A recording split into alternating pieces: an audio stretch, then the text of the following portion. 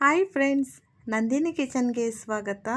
ಇವತ್ತಿನ ವಿಡಿಯೋದಲ್ಲಿ ನಾನು ತುಂಬ ರುಚಿಕರವಾದಂಥ ಬೆಂಡೆಕಾಯಿ ಗೊಜ್ಜು ಇದನ್ನು ಹೇಗೆ ಮಾಡೋದು ಒಂದ್ಸಲ ನೋಡ್ಕೊಳ್ಳೋಣ ಬನ್ನಿ ಫ್ರೆಂಡ್ಸ್. ನೀವು ಕೂಡ ಮನೇಲಿ ಒಂದ್ಸಲ ಟ್ರೈ ಮಾಡಿ, ಖಂಡಿತ ಇಷ್ಟ ಆಗುತ್ತೆ. ಇದಕ್ಕೆ ಏನೇನು ಪದಾರ್ಥ ಬೇಕು ಒಂದ್ಸಲ ನೋಡ್ಕೊಳ್ಳಿ ಫ್ರೆಂಡ್ಸ್. ನೋಡಿ, ನಾನಿಲ್ಲಿ ಅರ್ಧ ಕೆಜಿ ಬೆಂಡೆಕಾಯಿ ತೊಗೊಂಡು ತೊಳೆದು ಚೆನ್ನಾಗಿ ಕಟ್ ಮಾಡಿ ಇಟ್ಕೊಂಡಿದ್ದೀನಿ. ಇದಕ್ಕೆ ಇಷ್ಟು ಪದಾರ್ಥ ಬೇಕಾಗುತ್ತೆ, ಒಂದ್ಸಲ ನೋಡ್ಕೊಳ್ಳಿ. ನೋಡಿ, ಇಷ್ಟು ಪದಾರ್ಥ ತೊಗೊಂಡ್ರೆ ಸಾಕು. ನೆಕ್ಸ್ಟ್ ವೀಡಿಯೋದಲ್ಲಿ ನಾನು ಎಷ್ಟು ಕ್ವಾಂಟಿಟಿ ಬೇಕು ತೋರಿಸ್ಕೊಡ್ತೀನಿ.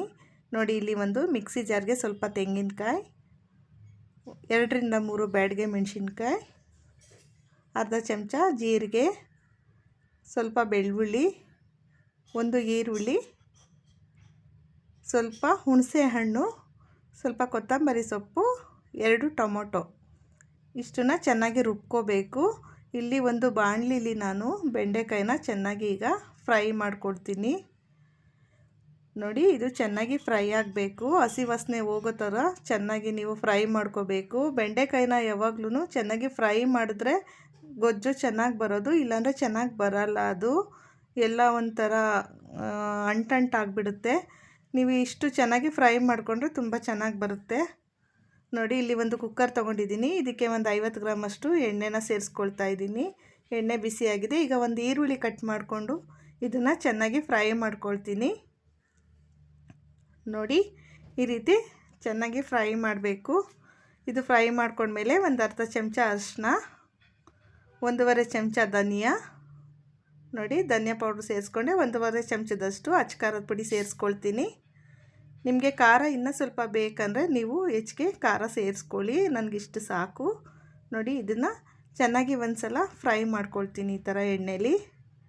ನೋಡಿ, ಮೀಡಿಯಮ್ ಫ್ಲೇಮ್ನಲ್ಲೇ ನೀವು ಚೆನ್ನಾಗಿ ಇದನ್ನು ಫ್ರೈ ಮಾಡ್ಕೋಬೇಕು. ಈಗ ಹುರಿದಿಟ್ಕೊಂಡಿರುವಂಥ ಬೆಂಡೆಕಾಯಿನ ಸೇರಿಸ್ಕೊಂಡು ಅದನ್ನು ಕೂಡ ಚೆನ್ನಾಗಿ ಒಂದು ಸಲ ಎಣ್ಣೆಲಿ ಫ್ರೈ ಮಾಡ್ಕೋಬೇಕು.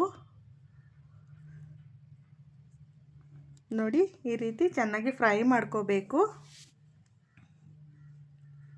ಇದು ಈ ರೀತಿ ಫ್ರೈ ಆದಮೇಲೆ ರುಬ್ಬಿಟ್ಕೊಂಡಿರುವಂಥ ಮಸಾಲೆನ ಸೇರಿಸ್ಕೊಳ್ಬೇಕು. ಈಗ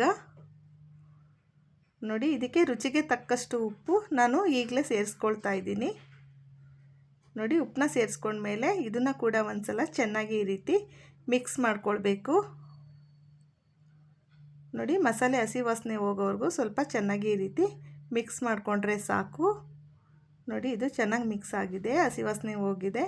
ಈಗ ನಿಮಗೆ ನೀರು ಎಷ್ಟು ಬೇಕೋ ಅಷ್ಟನ್ನು ಅಳತೆ ನೋಡಿಕೊಂಡು ನೀರು ಸೇರಿಸ್ಕೊಳ್ಬೇಕು.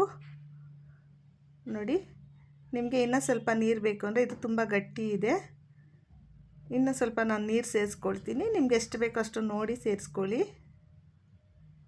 ನೋಡಿ, ಇಷ್ಟು ಸಾಕು. ನೋಡಿ, ಇದನ್ನು ಒಂದು 10 ನಿಮಿಷ ಪ್ಲೇಟ್ನ ಮುಚ್ಚಿ ನಾನು ಕುದಿಯೋಕ್ಕೆ ಬಿಡ್ತೀನಿ. ನೋಡಿ, ಈಗ ಒಂದು 10 ನಿಮಿಷ ಆಗಿದೆ, ಚೆನ್ನಾಗಿ ಕುದಿ ಬಂದಿದೆ. ನೋಡಿ, ಇದನ್ನು ಸ್ವಲ್ಪ ಕುದಿಬೇಕು ಚೆನ್ನಾಗಿ ಸಾರು. ನೋಡಿ, ಇವಾಗ ರೆಡಿಯಾಗಿದೆ. ನೋಡಿ, ಇವಾಗ ಚೆನ್ನಾಗಿ ಕುದ್ಮೇಲೆ ಎಷ್ಟು ಚೆನ್ನಾಗಿ ಬಂದಿದೆ ಬೆಂಡೆಕಾಯಿ ಗೊಜ್ಜು. ನೀವು ಕೂಡ ಮನೆಯಲ್ಲಿ ಒಂದು ಸಲ ಟ್ರೈ ಮಾಡಿ. ನಾನು ತೋರಿಸಿದ ರೀತಿಯಲ್ಲಿ ಮಾಡಿಕೊಂಡ್ರೆ ಖಂಡಿತ ರುಚಿಯಾಗಿರುತ್ತೆ. ಈ ವಿಡಿಯೋ ಇಷ್ಟ ಆದರೆ ಲೈಕ್ ಮಾಡಿ, ಶೇರ್ ಮಾಡಿ, ಕಮೆಂಟ್ ಮಾಡಿ, ಸಬ್ಸ್ಕ್ರೈಬ್ ಮಾಡೋದನ್ನು ಮರಿಬೇಡಿ.